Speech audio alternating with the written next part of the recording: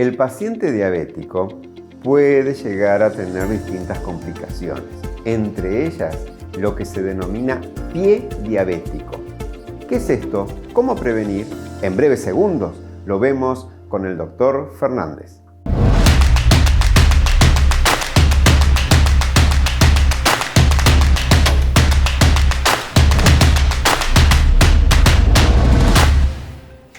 Doctor Julio Fernández, ¿qué es el pie diabético? Bueno, el pie diabético es una de las complicaciones más temibles en los pacientes diabéticos. Se caracteriza por presentar úlceras en la piel, en el pie obviamente, con infección, con destrucción de tejidos en la profundidad, tejidos blandos o tejidos óseos, y va asociado a una lesión neuropática, una lesión neurológica de la parte periférica, y también a veces acompañados con lesiones de vasos, o sea, es una angiopatía periférica. Entonces pueden tener estas dos asociaciones, ambas o una de ellas. Esas serían las causas. Las causas, claro. Siempre van asociadas, acompañadas con estas. Estas son las causas de las lesiones que producen la infección y que generalmente después son las complicaciones. La diabetes va lesionando claro, nervios y va lesionando arterias. Arterias, sí. Entonces, primero, si lesiona nervio, entonces va perdiendo la sensibilidad del pie. Entonces el paciente a veces no distingue o no se da cuenta de que está produciéndose alguna lesión, alguna ampolla o a veces alguna quemadura. Y entonces ahí se producen las lesiones y posteriormente se infectan. Un problema en el zapato. En el zapato, exactamente. En el invierno una bolsa de agua caliente. Exactamente. Y la otra causa es la lesión de las arterias periféricas, que comienzan a tener poco flujo, cada vez menor, y comienza a tener isquemia, o sea, poca irrigación a los tejidos del pie, empezando por los dedos y así. Poca irrigación, poca oxigenación. Poca oxigenación, mayor tiempo en curación si hay alguna herida, porque no hay mucha oxigenación y por lo tanto los factores de curación o de regeneración de tejido se ven disminuidos. Entonces todo esto influye en esta complicación, que es generalmente, si no se trata bien, terminan en amputaciones menores o mayores, ¿no? Resumiendo hasta aquí, entonces diríamos que la diabetes favorece una alteración en el correcto funcionamiento de los nervios periféricos que llegan hasta el pie y de las arterias, o ambos o uno de los dos. Claro. Y eso entonces favorece la aparición de lesiones que terminan en úlceras y pueden tener necrosis, es decir, muerte de tejido. Claro. Necrosis, o a veces si no hay necrosis hay infección, y la infección también muchas veces, si no se trata correctamente, produce un edema muy importante de tejidos blandos que también favorece la necrosis. Entonces, ahí es multifactorial, digamos, la causa, pero sí, es una complicación muy severa. La prevención de todo esto empieza por un buen control de la diabetes. Exactamente, la prevención, o sea, el control correcto de la diabetes es fundamental. Luego, también una educación al paciente, o sea, el paciente tiene que conocer estas complicaciones y cómo hacer un autocuidado. También los familiares, porque muchas veces estos pacientes siempre están dependiendo de los familiares también. Y también el equipo médico tiene que hacer una evaluación correcta de todos los pacientes para, digamos, saber cuáles son los que tienen mayores riesgos, menores riesgos, y de acuerdo a eso cómo hacer digamos, un control más periódico. Entonces, adelantarse acá antes que aparezcan las lesiones estas.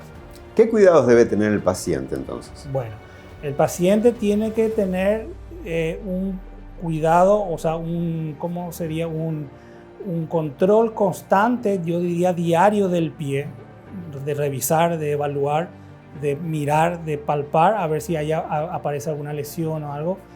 tiene que usar calzados que no le produzcan ninguna lesión, o sea, calzados muy ajustados no.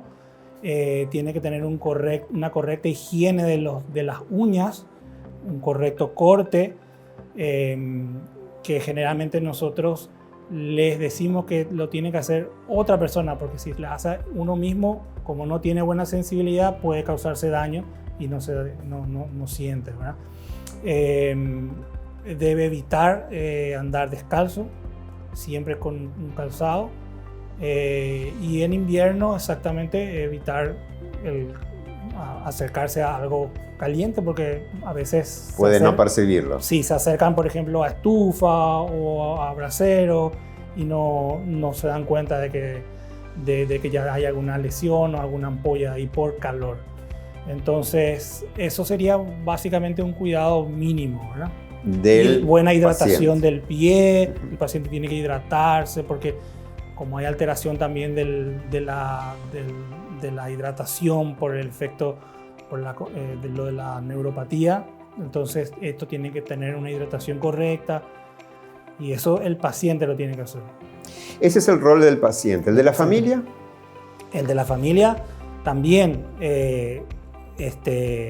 digamos, insistirle, porque estos pacientes son a veces muy reacios a estos cuidados, y tienen que revisarle ellos también, ¿verdad? Revisarles, recordarle, apoyarlo, motivarlo. Exactamente, es muy importante eso, porque si lo dejamos solo al paciente, el paciente generalmente no quiere o no cumple correctamente esto. ¿Y el médico, el equipo profesional? Y educación todo el tiempo. Cada vez que viene a consulta hay que insistirle, recordarle, ¿verdad?